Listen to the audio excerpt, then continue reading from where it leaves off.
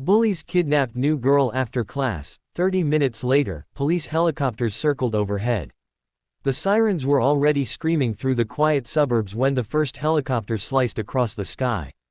Blue and red lights flashed against rooftops, neighbors rushed out of their homes, and officers sprinted across the school field with radios crackling, but none of them knew the truth yet. Only one person did, and she was fighting for her life. If you're watching this right now, don't forget to hit like and subscribe, because this is the kind of story that reminds us that courage can come from the most unexpected hearts. Moments earlier, the new girl, Alina Reyes, had simply been gathering her books after class. She wasn't loud. She wasn't trying to be noticed. She had transferred only 2 days ago, still keeping her hoodie up, still sitting in the back row like she didn't want the world to see her. But bullies always find the quiet ones first. Jaden, the self-appointed king of the school, had watched her with the kind of smirk that made teachers uneasy. He had a reputation, one that trailed behind him like a shadow: fights, intimidation, and a group of followers who worshipped him like a god. Alina just wanted a normal day. A fresh start. A place to breathe. Instead, she got a nightmare. "You'll walk with us," Jaden said after class, blocking her way. His friends closed in, their footsteps echoing in the empty hallway. Alina tried to slip past. They grabbed her backpack, then her arm, then everything spiraled. By the time anyone realized she was missing, she had already been shoved into the back of a van behind the gym, her cries smothered by duct tape and adrenaline. The van doors slammed, the engine roared to life, and the world blurred away. But what the bullies didn't know, what they couldn't have known, was that they picked the wrong girl. Alina wasn't just the new kid. She wasn't weak. And she wasn't alone. Alina's older brother, Miguel, had been waiting at the school gate for her usual walk home. He glanced at the time: 3 minutes late. Then 5. Then 10. By minute 12, instinct kicked in. Miguel wasn't dramatic. He didn't panic easily. But Alina's trauma from their old neighborhood, he had sworn to protect her from anything that reminded her of the life they left behind. He rushed to the classroom. Empty. He asked the teacher. She hadn't seen her. Then he saw her backpack, half hanging from a locker handle, the zipper ripped open.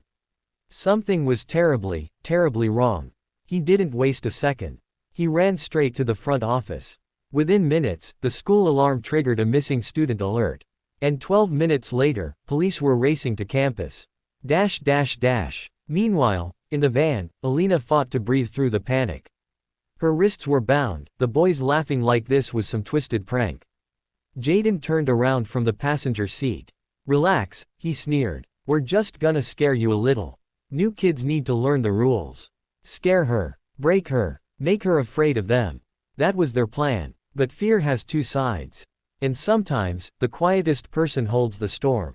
Alina closed her eyes and remembered the voice that had raised her through chaos, her mother's, soft but strong. "Mija, when the world corners you, breathe. You're stronger than what tries to break you." She inhaled. Slow. Controlled. Her heart steadied. Then she noticed something. The rope around her wrists wasn't tied correctly. Jaden's friends were idiots. And speed knots were Alina's specialty, because back home, before everything went wrong, she used to help her mother in the fishing shop. She twisted her fingers. Slipped one loop. Then another. A small click of freedom. But she didn't move yet. She waited. The van slowed. Turned sharply. Gravel crunched under the tires. They were heading into the woods behind the school, far from houses, far from help. Jaden grinned. Perfect spot. The van rolled to a stop. This was her moment. As they opened the back doors, Alina snapped into action. She lunged forward, slammed the door into Jaden's knee, and bolted out of the van with the tape still on her mouth. "Hey, get her!" Branches whipped her arms as she ran. Leaves crushed under her feet. The cold wind stung her face. Her lungs burned, but her determination burned hotter. Behind her, the bullies crashed through the woods, shouting threats, swearing, stumbling. But Alina had a map in her head, or rather, a memory. Earlier that morning, on her way to school, she'd seen a small ranger outpost near the forest entrance. She sprinted toward it. Back at the school, Miguel was giving the police every detail he knew. Officers had already pulled security footage, grainy, but clear enough to identify Jaden and his crew dragging Alina toward the van. That was all the police needed. Within minutes, multiple units were dispatched toward the forest. A helicopter was airborne, and Miguel sat in the back of a patrol car, staring out the window with a single thought. Please, Alina, hold on. Alina stumbled into a clearing.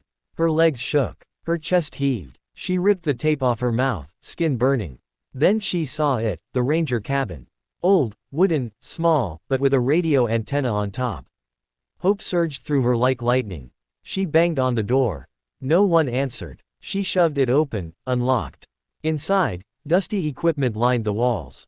An emergency radio blinked red. She grabbed it with trembling hands. Please, this is Alina Reyes. I've been kidnapped, 3 boys, behind East Ridge School, please. The radio crackled. Copy that. Stay calm. Units en route. Do not leave the cabin. But the boys had already reached the clearing. Jaden kicked the door open so hard it smacked the wall. You think you can run from me? Alina backed up, heart hammering. But before Jaden could take another step, the clearing exploded with light. A helicopter spotlight blasted down, flooding the forest with blinding white. Stop! Police! Officers stormed in from every direction, guns drawn, voices thundering through the trees. Jaden and his friends froze like statues. Within seconds, they were pinned to the ground and cuffed. The helicopter continued circling overhead, blades slicing the night as if guarding her. And through the chaos, Miguel broke past the officers and ran to his sister. She collapsed into his arms, finally letting the fear slip into tears. You found me, she whispered. Always, he said, holding her tighter. I'll always find you. In the weeks that followed, the school changed. Jaden's group was expelled and charged. Students who once stayed silent started speaking up.